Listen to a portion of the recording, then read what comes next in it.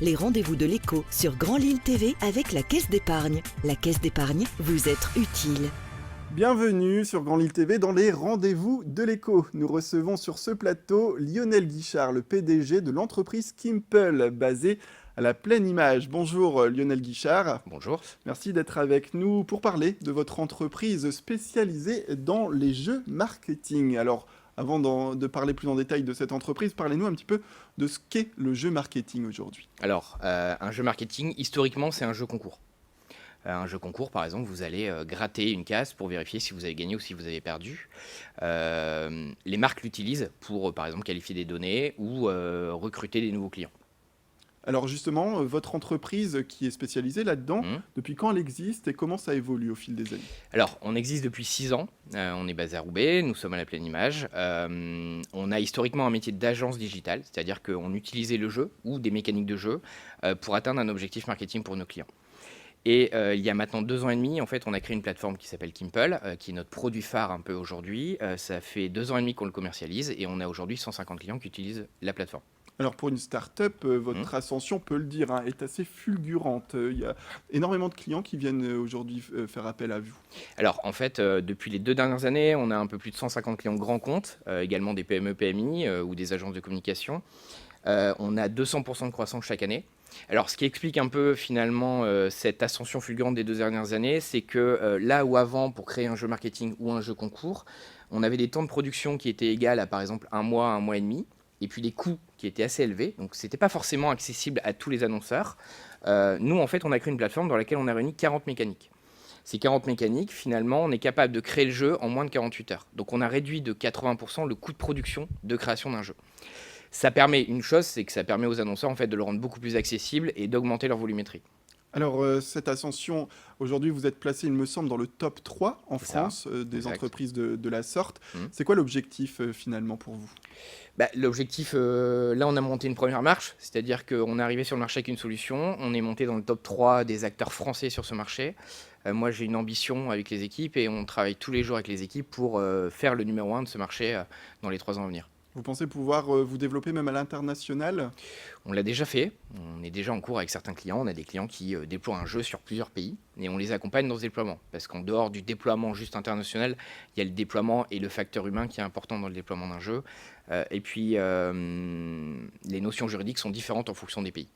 Alors, comment fonctionne aujourd'hui votre entreprise? Combien de salariés? Sur combien de projets vous travaillez finalement en un mois ou en une année? Alors, par exemple, pour le mois de décembre, mois qui est assez phare chez nous, c'est un mois qui est très phare pour les annonceurs, les sites e-commerce, les marques de la grande distrib. Sur le mois de décembre, par exemple, on va sortir 30 jeux. Là où avant, il fallait un mois et demi, finalement, en un mois, on va être capable d'en sortir 30 pour nos clients. Donc on arrive en fait finalement à industrialiser ce processus. Donc la création d'un jeu chez nous, il va y avoir une personne qui va utiliser notre plateforme et qui va créer le jeu pour la marque. C'est-à-dire qu'en fait on a industrialisé, on a créé un processus d'industrialisation qui permet de créer le jeu en quelques clics. Et alors, combien de personnes travaillent pour vous? Alors Combien de aujourd'hui on a services, un peu plus de y a 15 salariés aujourd'hui dans la société. Et puis on a une actualité un peu phare, c'est qu'on a été racheté par une filiale du groupe La Poste qui s'appelle Sogec, qui est le leader français du marketing relationnel et promotionnel. Donc on a été racheté récemment, l'actualité est très fraîche, ça date de 2 semaines. Donc on est passé globalement de 15 à 300 salariés indirectement. Aujourd'hui en fait on a fait un partenariat capitalistique et aussi un partenariat stratégique puisque l'idée c'est d'étoffer notre offre.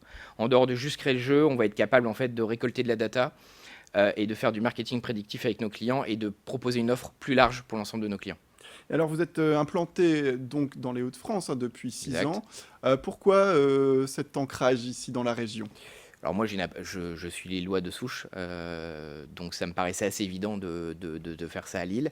Aujourd'hui, j'ai vraiment une ambition de continuer à développer la société et en région, puisque je pense qu'on a beaucoup de talents en région, talents dans divers corps de métier, et j'en suis très fier de le faire aujourd'hui dans la région ici. C'est aussi un moyen peut-être d'être dans une région qui est un peu au cœur de l'Europe, comme beaucoup le disent. Alors on est au cœur de l'Europe, on est à 55 minutes de Paris, on ouvre des locaux là à Paris dans un mois.